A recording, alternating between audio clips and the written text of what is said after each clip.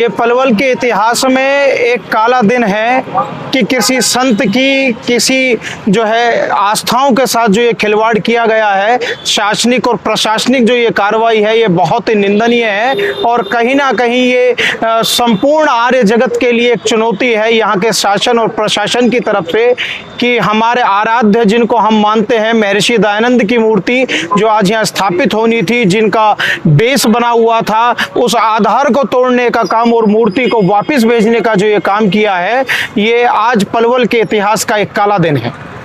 जिस तरह से यहाँ पर ये जो पूरा निर्माण कार्य चल रहा है, क्या इसकी आर्य समाज से स्वीकृति या कोई बातचीत हुई थी? पूर्व में हमारे आर्य समाज के अधिकारियों की पलवल नगर परिषद चेयरमैन डॉक्टर यशपाल से जो मुलाकात हुई थी इस संदर्भ में, तो उन्होंने हमें वादा किया था आर्य समाज के लोगों को कि महर्षि दयानंद चौक पर पहले से प्रस्तावित जो भगवान कृष्ण की मूर्ति है जो हम सब के आराध्य हैं, उनके साथ में आर्य समाज की भावनाओं का वो सम्मान करते हुए अगर आर्य समाज महर्षि दयानंद की मूर्ति बना कर दे दे तो उन्होंने लगवाने के लिए आश्वासन दिया था और कहा था, क्लियर शब्दों में कहा था कि हमारे पास मूर्ति का फंड नहीं है, ये जो मूर्ति है पहले से प्रस्तावित है और इसका फंड भी जो है वो जो है रिलीज हो चुका है और अगर आर्य समाज के लोग ये मूर्ति बनवा के दे देते हैं तो लगवाने का वादा जो नगर परिषद चेयरमैन के द्वारा किया गया था, आज उस अपने वादे से मुकरते हुए यहाँ के प्रशासन ने महर्षि दयानंद की मूर्ति यहाँ पर पहुँचने के बावजूद उसको लगाने की जगह पर वापस भेज दिया। और सबसे बड़ी दुख की बात है कि जो वो बेस बनाया जा रहा था इतने समय से, जिसके बेस पर हम लोग अपने आप को शांत रखे हुए थे, अभी जो है यहाँ पर मजदूरों के द्वारा उस बेस को भी तोड़वाने का काम निरंतर जारी है। और काले रात के साये में दिन छिपने के बाद अंधेरे में जो ये इस तरह का जो ये किया जा रहा है, ये बताता है कि कहीं ना कहीं कितनी दूषित मानसिकता की जो यहाँ पर शासनिक और प्रशासनिक अधिकारी। आगे का कदम क्या रहेगा इसमें?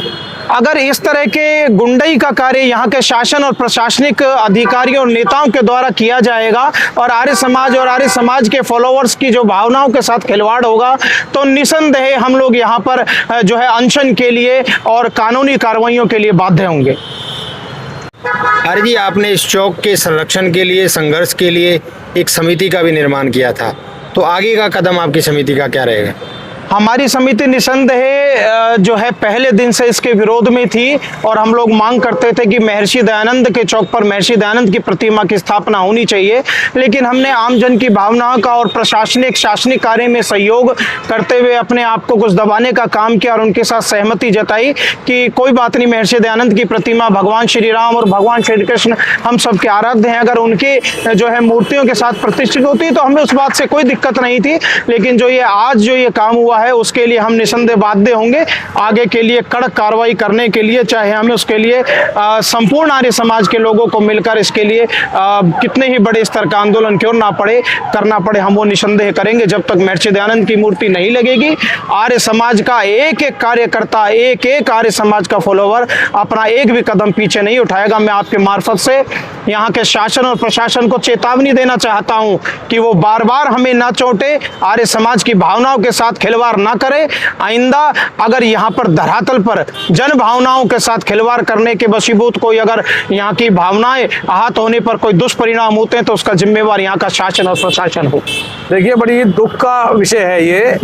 जिस चौक का नाम महर्षि दयानंद चौक के नाम से ही है, जो चला आ रहा है कागजों में भी, नगर परिषद में भी, उसका नाम महर्षि दयानंद चौक ही होना चाहिए था। उस पर अगर प्रतिमा भी लगनी है तो वो महर्षि दयानंद की ही लगनी चाहिए थी। आज इस पे कोई राजनीति नहीं करनी चाहिए, प्रशासन को भी, ना किसी को भी, ना हम करना चाहते हैं।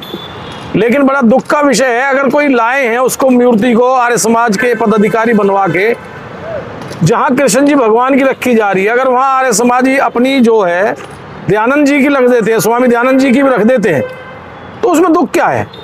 प्रशासन को दुख का नहीं बनाना चाहिए वो।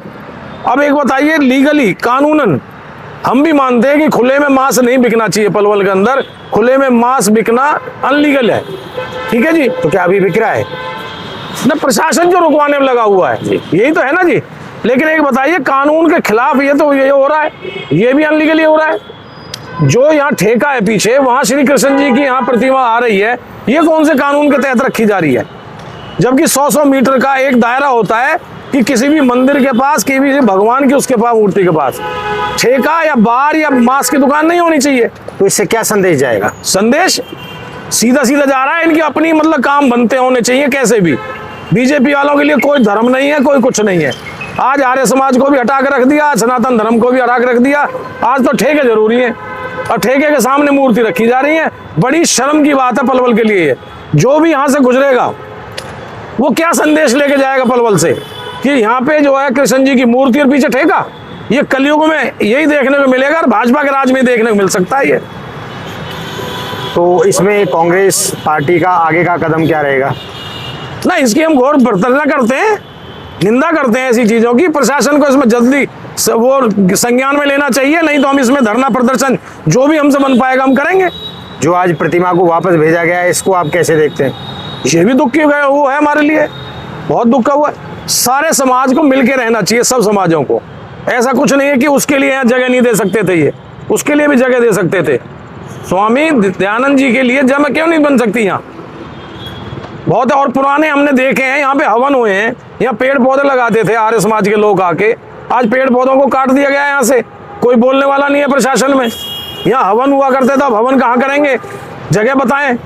मतलब एक जबरदस्ती हो रही है। अच्छा, ये जो पूरी कार्रवाई हुई है, ये बातचीत के माध्यम से भी हो सकती थी। जिस प्रकार से प्रशासन को भेजकर, पुलिस को भेजकर ये कार्रवाई की गई है, क्या आपको लगता है कि ये उचित हुआ है? ये दमन राजनीति कर रहे हैं, ये दादागिरी है। ये दिखा रहे हैं कि हम पावर में हैं तो हम कुछ भी करेंगे, वो हम करेंगे। जबकि समाज में ऐसा नहीं चलता। समाज में मिल बैठ के बातें हुआ करती हैं, बुला के ही बात हो सकती थी उनसे। भाई इसको रोको, हम बात करेंगे, करवाएंगे, कोई ना कोई सोल्यूशन निकलेगा।